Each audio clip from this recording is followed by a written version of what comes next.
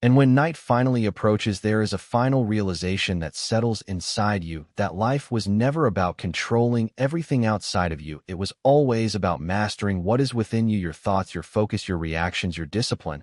And when you begin to live this truth consistently, you stop chasing a perfect life, and instead you start building a controlled mind. And in that control you find peace, not because the world becomes easier, but because you become stronger than the world around you. And that is the real victory. The Stoics were always pointing toward not escape, but mastery, not comfort, but clarity, not luck, but conscious living. And when you reach that state, even for a moment, you realize you are no longer drifting, you are leading your life from within. And in this stage of the day, your emotions begin to rise again, not loudly, but subtly, through impatience, frustration, tiredness, and mental fatigue. And if you are not aware, you start reacting without thinking and losing control without noticing it. But Epictetus warned that it is not what happens to you, but how you interpret it, that gives it power. And when you understand this deeply, you stop letting external events dictate your internal world, and instead you pause, you observe, and you choose your response. And that small space between event and reaction becomes your true freedom.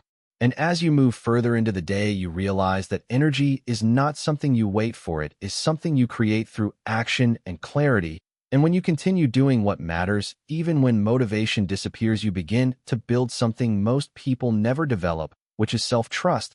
Because every time you act despite resistance, you prove to yourself that you are not controlled by feelings, but guided by principle. And this is where discipline stops being effort and starts becoming identity. And later, when the noise of the world begins to settle again and silence slowly returns, you are left alone with your thoughts. And this is where reflection begins. And the Stoics believe this moment was sacred because it is here that you review not just what you did, but who you became throughout the day. You ask yourself, where did I lose focus? Where did I react instead of respond? Where did I act with intention? And where did I fall back into habit? And not to punish yourself, but to understand yourself and grow stronger from awareness.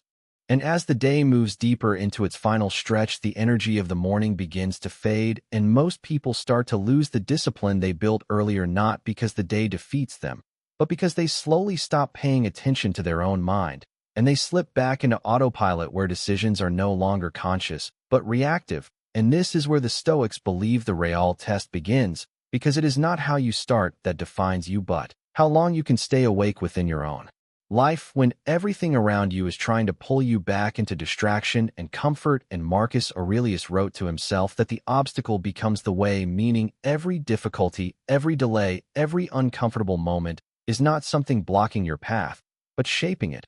And when you begin to see life this way, nothing feels wasted anymore. Even the hardest moments become training for your character.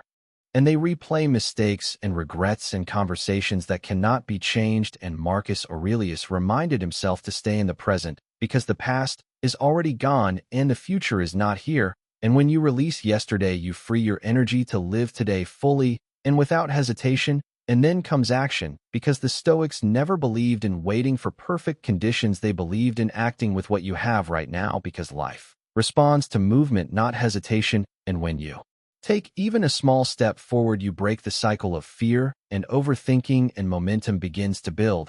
And that momentum becomes strength, and strength becomes confidence, and confidence becomes discipline, and discipline becomes freedom. And that freedom is not doing whatever you want, but doing what matters even when it is hard, and even when you do not feel like it.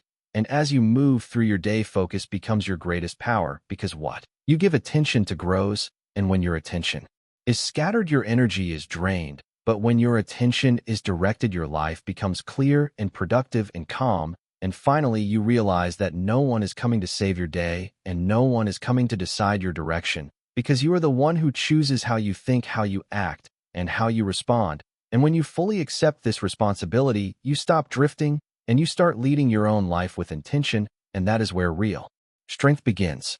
Living with direction and awareness and ownership, because today is not a repeat of yesterday, and it will never come again. And that makes it valuable beyond measure. And Marcus Aurelius believed that each day is like a complete life in miniature, and how you live this day is how you are practicing your entire life. And if you waste it, you are practicing waste.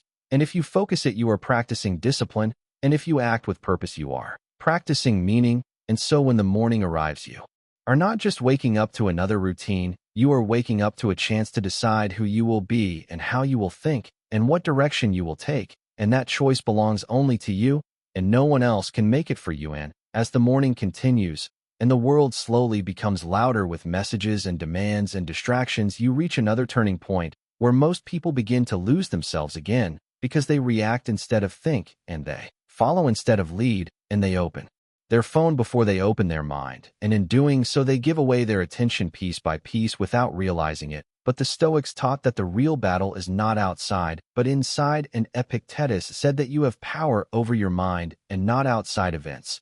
And when you understand this, you stop being a victim of everything happening around you, and you start becoming the observer and the chooser of your response, and your mind becomes something you guide instead of something that drags you, and every thought that appears does not deserve your obedience, because not every thought is truth, and not every fear is real, and not every worry belongs in your future. And when you begin to question your thoughts instead of following them blindly, you begin to take back control, and slowly the noise loses its grip and clarity returns. And then there is the past that tries to follow you into the present, because many people wake up still carrying yesterday as if it is a weight strapped to their back. Dawn breaks and silence fills the room before the world wakes up, and your alarm suddenly cuts through that quiet moment, and for a brief second everything is still, and your mind has not yet been taken by thoughts or problems or responsibilities, and in that space you are not trapped by yesterday or pulled by tomorrow. You are simply here with pure possibility in front of you, and in that moment you either let the day carry you or you decide to carry the day. And Marcus Aurelius understood this, struggled deeply, not as a comfort-seeking man, but as a ruler who carried the weight of an empire, and he reminded himself each morning that he is a human being built for action, not comfort, and not delay, but purpose and strength. And most people lose this moment without realizing it, because they wake up and reach for their phone and allow noise to enter their mind before clarity has a chance to form, and slowly, without noticing, they surrender control of their thoughts and their attention and their direction. And the Stoics taught a different way, because they believe that you cannot control what happens outside, but you can control how you respond to it.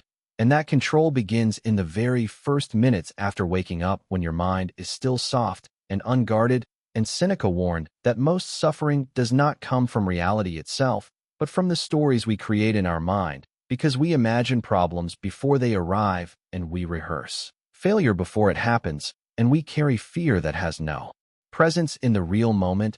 And every morning gives you a reset, a chance to begin again, without needing perfection or certainty, but only the willingness to take the next step, and the next hour, and the next decision with awareness, because life is not changed in one moment, but in the accumulation of small choices. And when you begin your day with intention instead of reaction, everything shifts, and you stop being pulled by distractions, and you stop living on autopilot, and you start